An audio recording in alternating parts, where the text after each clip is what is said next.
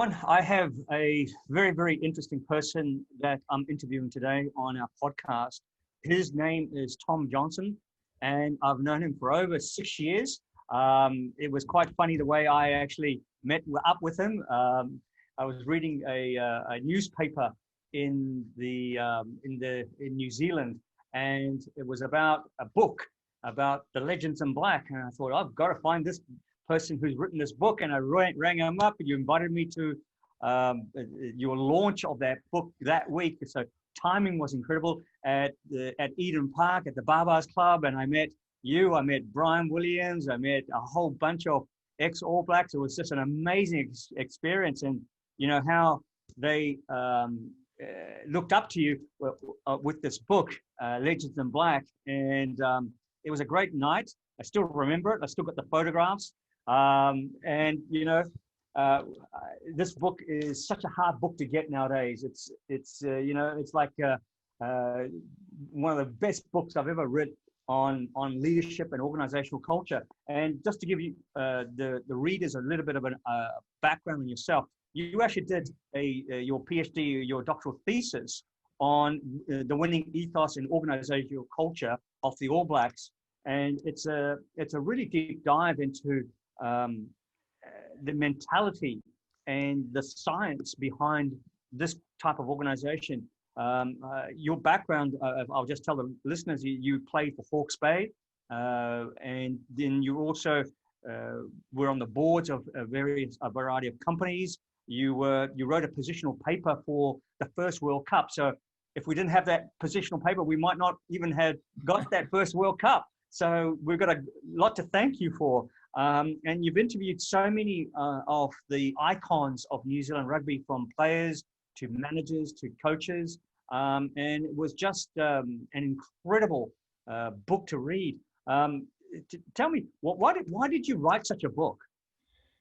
Well, Pancho, I've always had an absolute passion for rugby. Yep. And the All Blacks really epitomise for me what I believe to be a New Zealander really is. Yes. A pride in our country, a pride in the black jersey and the silver fern. The values that they have espoused are things that I believe in.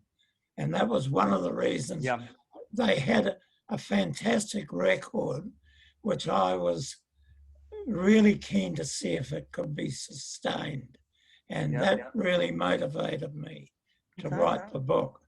Well, I mean, the book is a deep dive into how the All Blacks were structured. And I suppose, you know, one of the most important things about that book is you had an opportunity to interview Richie McCaw. And I mean, anyone who understands rugby knows that he's one of the greatest players of all time. And I think a great deal of success of the All Blacks in recent years has got to be on how he has structured himself, the way he has taken a good look at himself after his failures, and continue to develop. Tell me, what was it like interviewing Richie? Well, one of the interesting things was that Wayne Smith, one of the coaches and selectors of the All Blacks, whom I have a great deal of time for, I think was outstanding in his contribution to New Zealand rugby, said to me when he organised the interview with Richie for me, look, I'm not going to say anything about him until you've interviewed him, but then I want you to come back and sit down with me and tell me what you think of his capabilities and impressions as an All Black captain. So I had a very interesting session of probably about 2 hours with Richie. I went back to Wayne Smith and I said, look, Wayne, of all the guys that I've interviewed, this guy has got an incredible intellect, in my opinion. Yes. He will be a success at anything that he commits himself to. and it was certainly exemplified on the rugby field. He was a fantastic player, yeah, a great captain, yes, and the interesting thing for me was that most of it came through experiential learning to be a leader. So in other words, all the talk about trait leadership theory or great man theory isn't necessarily correct. As he said, and I'd said it myself, when you're appointed the leader of an organization, nobody tells you why, or seldom, why they've done that. You know, what has motivated them to pick you out and appoint you the leader? So you very often have to rely on your experiences as the leader to actually improve your ability. Yeah, it's quite interesting is that he went through quite a bit of a crisis after the World Cup loss to France in the quarterfinals because of poor decision making, specifically poor decision making under pressure. And so what he did is he got on contact with a forensic psychiatrist, Kerry Evans. And one of the key things that we often find in our training sessions is there's an underlying reason for a person's patterns of behavior. And unless you actually unpack those decisions under pressure or the way they react, some people just fire off all the time under pressure and they get angry or they get or they run away. He was quite interesting because he confronted his fears. And he spoke to Kerry Evans, and I remember watching an interview with him whereby Kerry said he's one of the most inquisitive persons about how he reacts under pressure, and that deep dive helped him to become a person who developed high self-awareness of how he was reacting to the environment.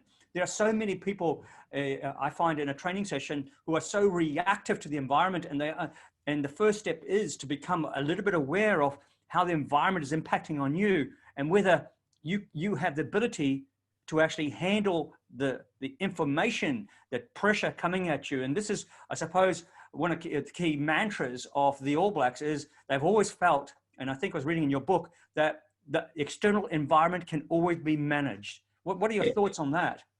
Well, we're talking about the macro environment. And, you know, if we look at the American elections right at this moment, we've got a huge contrast between the people on either side as leaders. One is a disruptive leader.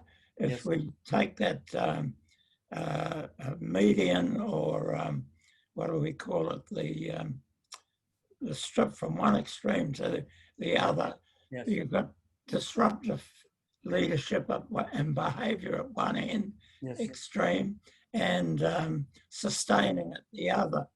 Now, to get anywhere in life, you've got to be able to analyze the things that you are doing truthfully and assess exactly where you're going. Learn from your mistakes so that you can actually correct them and really change what you are doing for the better. I'm a great believer in strategic planning.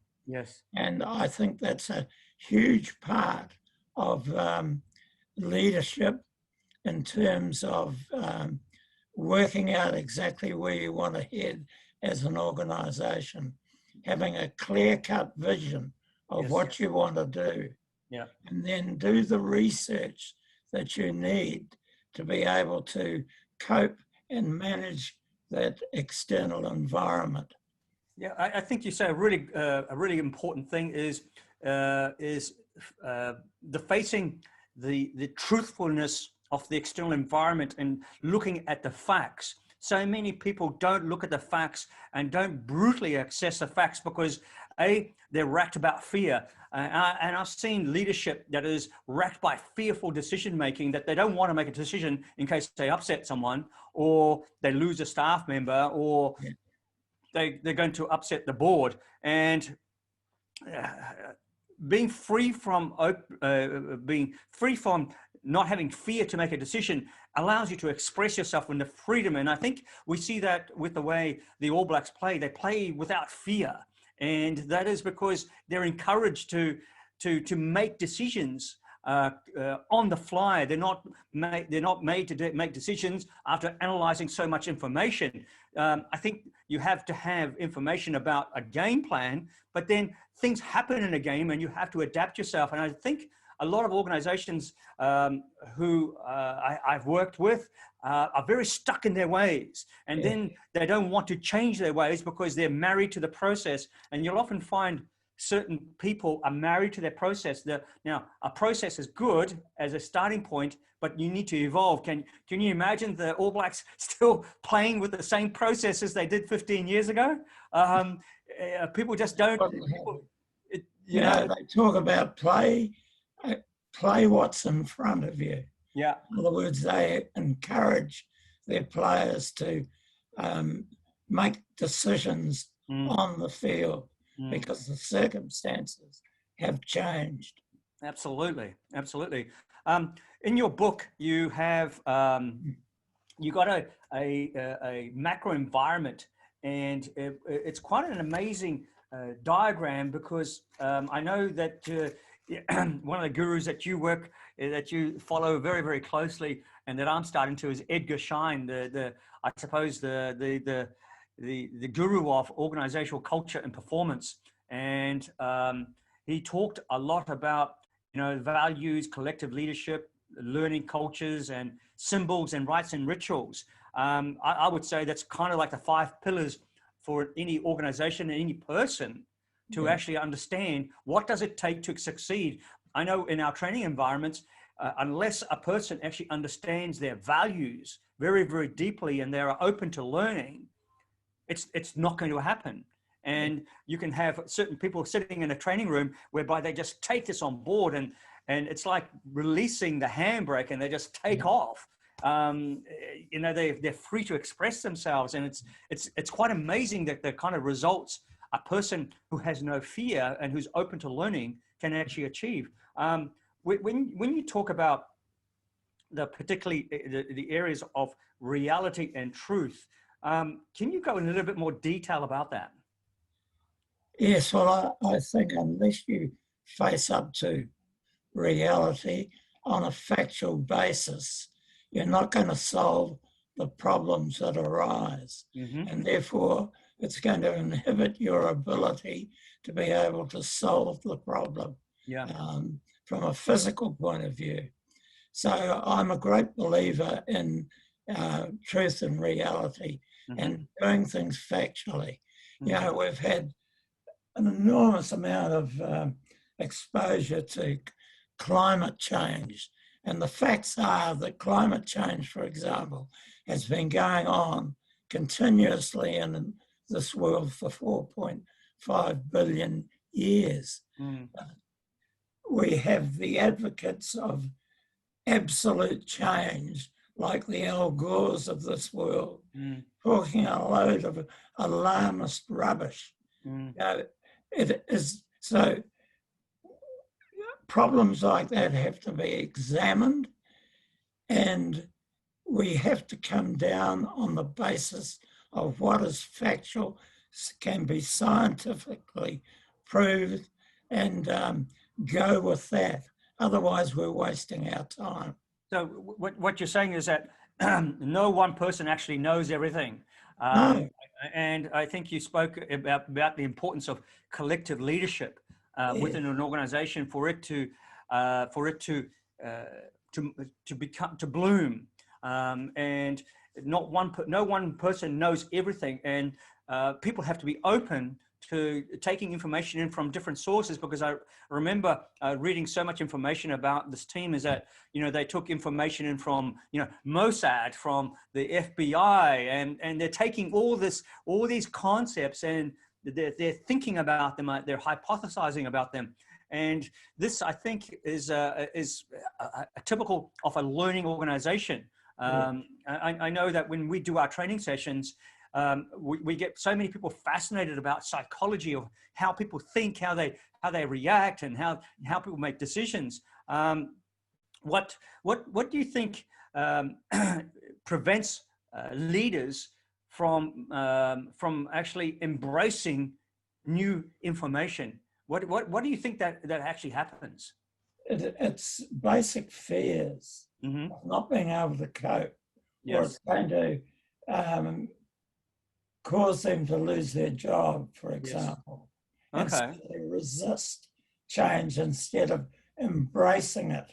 Yes. And Kurt Lewin, who was another leadership guru going way back into the 1950s, I think originally, came up with a very simple solution for bringing about change, a 3-stage model of unfreezing, making the changes, and then refreezing in those changes into the organization. Now, I like the simplicity of a model like that, because you're not getting all sorts of warm fuzzies and things to interfere with your thinking.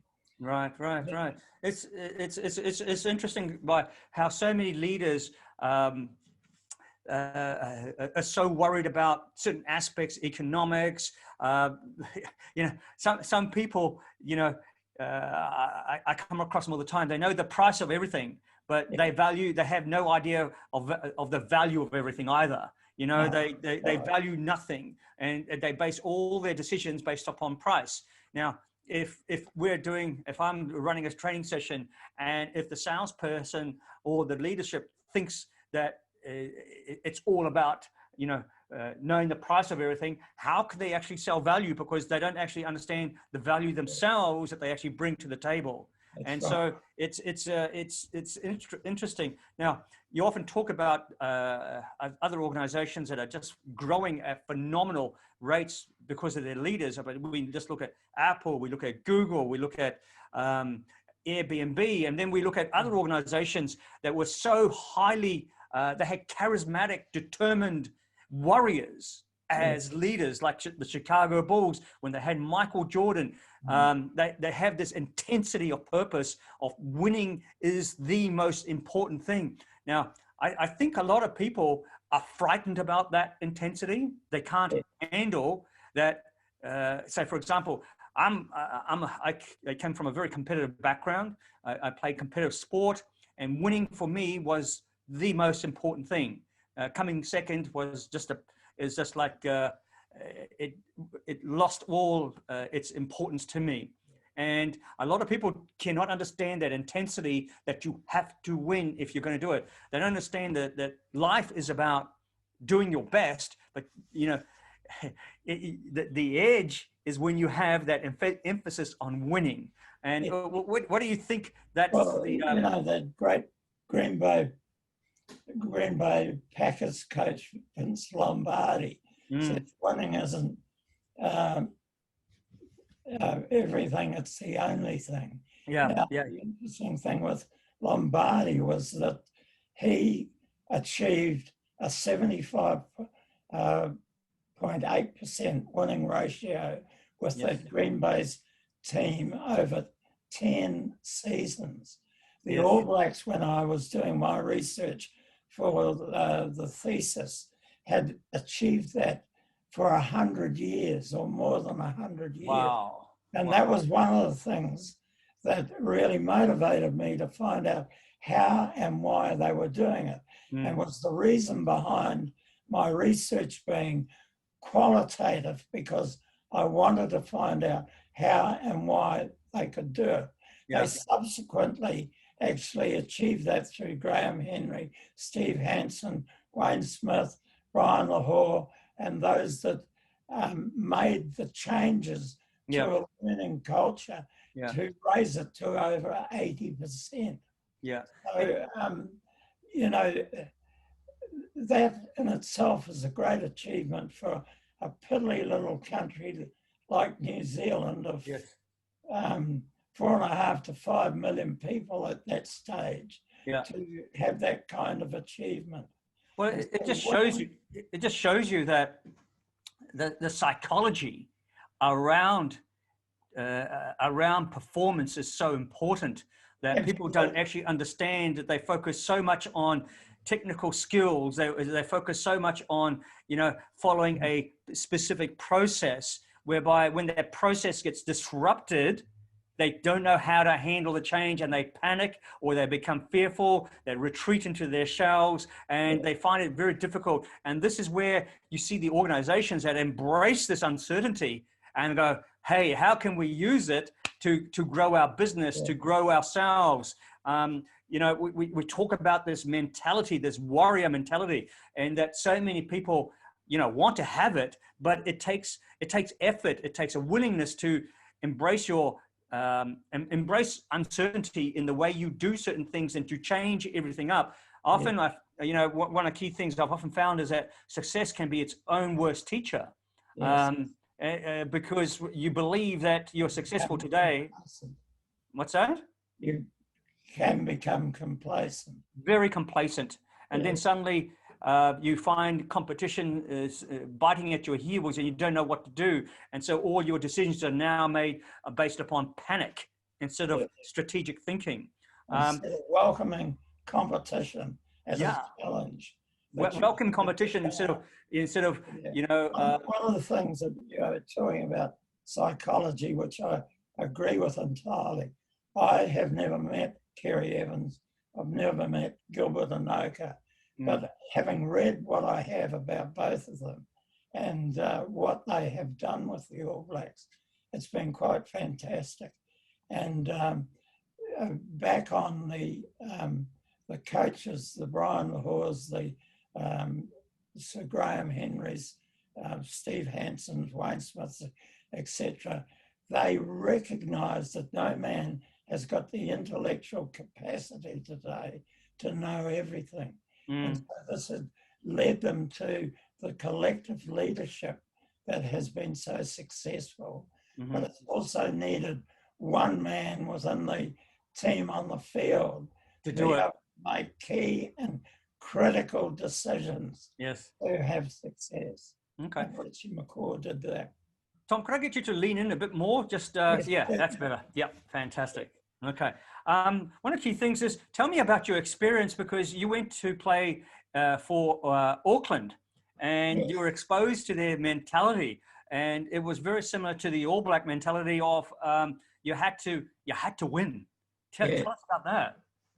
Well, more than that, they believed that they would win, just running out onto the paddock. Yes. Now, back in that era, I played for Hawke's Bay. Yes. And we played Auckland, who were the great side of that era. Yes. For the Ranfurly Shield, which was the top trophy. And we had two really memorable matches. And then the next year, through work, I left teaching that I'd started off in and became an oil company rep and got posted to Auckland, and I made the Auckland team. Wow. One of the things that I noticed was so different from what I had been used to was the Auckland players went out expecting to win. Yeah. It was the mindset that they had, and it was quite noticeable as far as I was concerned.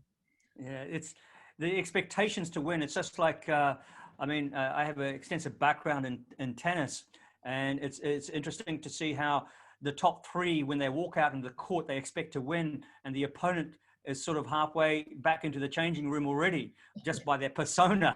I've always said that success is an attitude of mind, and I really believe that. An open attitude to mind. That is the most important thing. Now, one of the key things is you talked about the single-mindedness. And you talk about Graham Henry, how he was such a single-minded coach that it was quite phenomenal, because he had he had a major failure after the I think it was the 2007 World Cup. I would have to check, and he successfully applied, and he got the job back. Yes. with his team. But it changed the way he thought about certain things. When you interviewed him, tell us what really struck you about how he is as a person. Well, he's an absolutely dedicated man. Yes. To rugby. It's been a huge part of his life. Mm-hmm. And he, I think, went about things very, very well. He exemplifies what we've been talking about, of being able to analyse your mistakes and take corrective action. You would have thought that New Zealand had been attacked by some foreign adversary when we lost that World Cup game to France. The blinds were drawn. There was gloom and doom everywhere. We even had a judicial review of what happened and what went wrong. Yes. So there was an expectation by many critics that he wouldn't get the job, but he did. I actually wrote an article about don't throw the baby out with the bathwater, because I think you could see the signs of a very good team developing, and you want to have or retain those benefits. Yes. And he did a very, very good job, in my opinion. Well, I think what impressed me is there's a line of thought in psychology as well as critical thinking, and I think a lot of people don't actually understand the importance of critical thinking, which is top-down thinking is very, very analytical based, but the bottom-up thinking is very creative. And I think the All Blacks have a balance of both, whereby they're very hard to play against because you don't know what's going to happen. They're very unpredictable, and because they have the freedom to express themselves, they follow a process, then they break that process. They follow a process and they break that process. And I think in a lot of the trainings that I teach, I come across a lot of people who say, you need to have a script to follow this. And I said, yes, but you need to be able to have the freedom to express yourself. Competition is rife in many industries, and what sets you apart is you. Why do you want to be the same as everyone else? And it just, there's no critical thought to that. Why would you want to follow someone? It just doesn't make sense. Yeah. Do you come across that as well? Oh, absolutely. And you run into the narcissistic type leader, the control freak, who wants to have control of everything. It's a sort of totalitarian approach. I've got a monopoly on intelligence, so you do it my way. Or I've got a monopoly on control within the business, so you do it my way. Yeah, I think right. It was actually David McKilland, Harvard professor, who developed a personality model, and it was 3 types of personalities. We have an achiever type of personality. I'm keeping it really simple for the listeners out there. We have what we call an affiliator personality, and then we have a power personality. And the power personality is, he follows the Frank Sinatra's way. You do it my way, and whether it's good or not, but you do it my way. And unfortunately, these people, while they'll control the business, they control the people, they control the purse strings, what they fail to understand is they lose sight of what the business is all about, which is about growth and profitability and developing your people. Whereas their narcissistic, sociopathic tendencies tend to control these areas inadvertently. They don't even know they're doing it until someone pops in and goes, well, why are you doing this way? You're never going to achieve your business goals. Now I want to talk a little bit about dealing with I still think the topic of dealing with truth and reality in sport and in life is a topic that is very, very close to myself. I believe in it. I know that it it can upset a lot of people because they don't want to deal with the truth. They want to brush over the truth. Why don't people embrace this opportunity? We talked about disruptive cultures and sustainable cultures.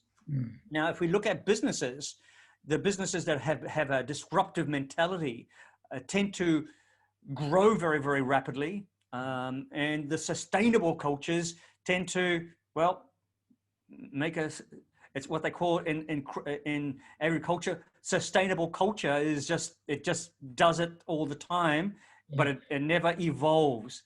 And it's really interesting because I deal with different markets, and I have the IT market that I deal with. I have the property and real estate market, the automotive market, the finance market, and the people who are the most disruptive in their thinking are IT people. They're always looking to change things up. If there's a model, let's break it.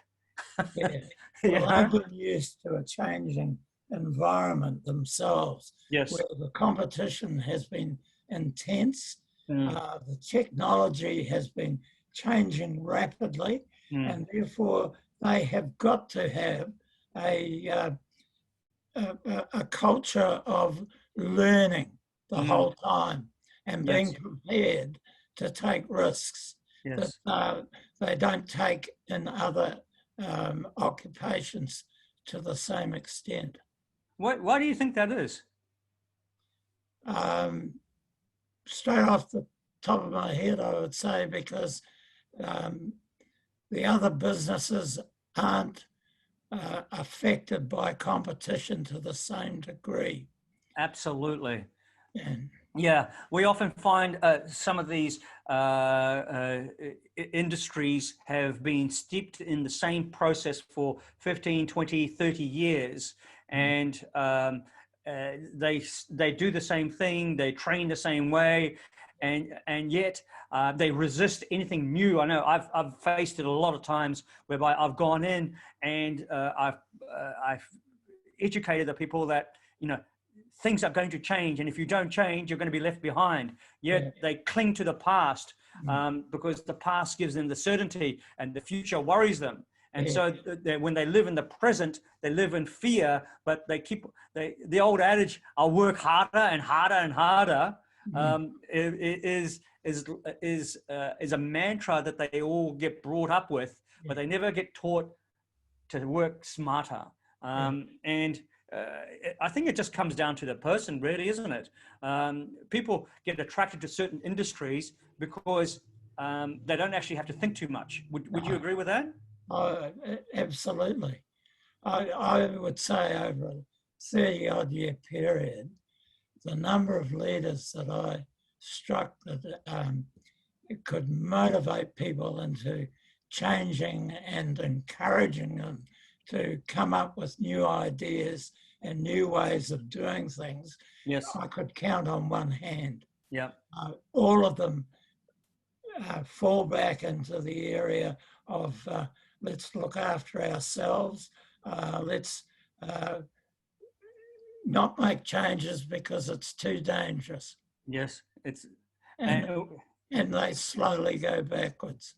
And they slowly go backwards, and they don't actually realize that they're actually going backwards because of their fearful approach. Their psychology is in itself based upon fear of change. It's actually they might have had a monopoly or be part of a duopoly, and they say, well, why change?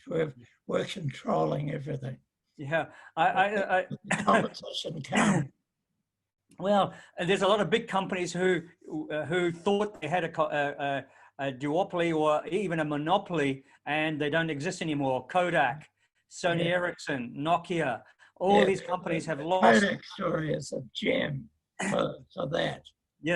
Eastman family, I think it was, that very loyal to their staff, all the things that, have some nice warm fuzzies, but ultimately it was a recipe for decline and defeat. Yes. Uh, it's actually interesting. If we're talking about constant change, I think Edward Deming, the Yes. American management guru who invented quality movement and changing of processes, he was ridiculed by the Americans in the 1950s, straight after, you know, when the World War II finished in the 40s, after the bomb in Hiroshima, and the Japanese got him over there, and he revolutionized the Japanese industry.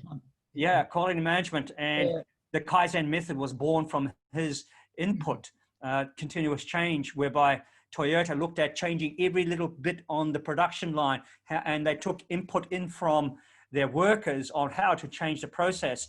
Now, can you imagine many businesses would so resist having input from their people, because it would mean a loss of control or a loss of power, which is interesting. And the American manufacturing industry never actually recovered after the Japanese owned electronics, car manufacturing. So many industries are based upon Edward Deming, an American who went over to Japan to teach them. And then when the Americans find out, I've read about this, when the Americans found out about him, they asked him to come over, but it was all too late. There used to be a pride in American made, but no longer. It was now Japanese made was at the top.